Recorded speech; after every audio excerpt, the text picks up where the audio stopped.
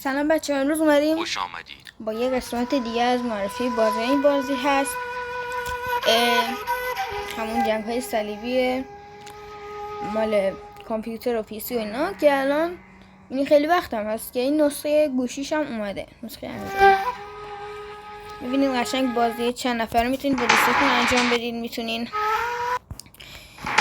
برین مرحله‌ای، داستانی، هیجانی، گل قسمت های باحال داره. میتونین قسمت دیگه شو برین، قسمت های آزادش. میتونید مثلا یه مپی مثل دقیقا مثل خودش میتونید بارگذاری کنید. خب آره دیگه دقیقا مثل خود نسخه شه. خب مثلا الان براتون این قسمت مرحله ایشو میرم که من مثلا مرحله 16 هستم. خب حالا آموزشی نمیریم، مثلا مرحله 2 شو میریم براتون. خب تا مرحله 2 3 اینا هیچ دشمنی نداری، فعلا کسی نیست که بتونید باش بزنید، رد و اینا نیستن. خب حالا مثلا یه قسمتی اومدیم که فقط یه سری گروه به اون حمله میکنن. خب ببینید دقیقا میتونین دیوار بسازین، میتونین سرباز بسازین. مثلا نگاه کنید صداش هم خودشه.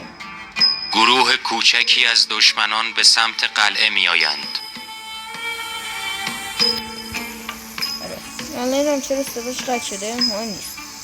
خب داشتیم میگفتیم میتونین این چیزا رو بسازین، میتونین چوبا رو بذارین. اصلا دقیقا خود نسخه کامپیوترش مو نمیزنه. الان مثلا اینجا یه چوبا رو میذارم. میتونین منابع غذایی بسازین. اینجا قرار نمیگیرد. بریم مراحل بالاتر اینا بیشتر میشه. به جز گندم و سیب چی بود اون گوشت و نیروهای دشمن حمله کردند. گوشت و پنیر رو اینا هم میتونین بسازین. اینجا هم که میتونین خونه و کلیسا اینا بسازین. این دو قسمت که میبینید تو مراحل بالاتر باز میشن. اولش که گلیه چیزایی که مردم شاد میکنه، مثلا شهر بازی و اینا. پایینش هم که تنابه داره چیزای شکنجن که اونا باعث میشن محبوبیت. حالا من غذا نداشتم، محبوبیت اومد پایین، مردم دارن میرن. عامل ترس میشه همون چیزای شکنجگی و اینا، همون تنابه داره. عامل هم شادی هم همون شهربازی و اینا. این نوشیدنی و کلیسا و اینا هم که تو مراحل بالاتر دوباره میان. غذا هم که نگاه کنید همین انبار غذا داره، میتونید بذارین که میتونید مثلا اینجا بیارین غذا نداریم. بیشترش کنید که محبوبیتتون بره بالاتر. مالیات هم گروه کوچکی از دشمنان به سمت قلعه می آیند. اقتدار، روش های دست آوردن اقتدار هم اینجا براتون گفته. خب دیگه اینجا میتونید با استفاده از اینا میتونید چیز بسازین و اسلحه بسازین که حالا تو مراحل بالاتر باز اینا بیشتر میشن. برای اینکه اسمشو بهتون میگم تو کامنت ها حتما بگین، براتون میگم. چوب مورد نیاز است. راستی سوارکار عرب. سوارکارا رو بکن. آره این قسمت یادم رفت. سنگ میتونیم بیاریم. چوب کم است. این برای استخراج سنگ. اینم گاویه که باش سنگا رو جابجا میکنن. اینم مال آهنه.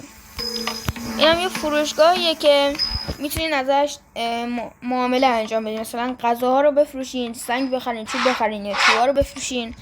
من بیشتر چوب و اینا میفروشم، غذا میخرم. خسته نباشید. آره خب بعد دیگه همین دیگه بازی بسیار جذابیه. من همیشه خودم انجامش میدم، خیلی هم خوبه. و اینجا میتونیم مثلا صندوق طلا بخریم. نه فکر کنم این قسمت تو چیزا هم هست توی چی بهش میگن، آره نسخه پیسی. مثلا 5 تا صندوق طلا 50,000 تومانه.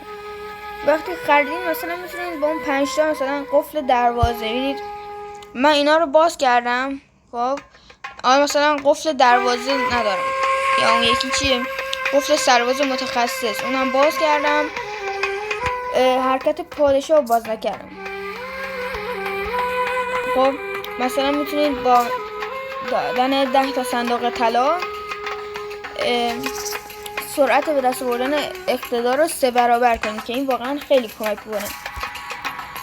اگه خوشتون اومد لایک و کامنت بذارید و بگیم که اسمشون بهتون بگم و کانال منو ساب کنید.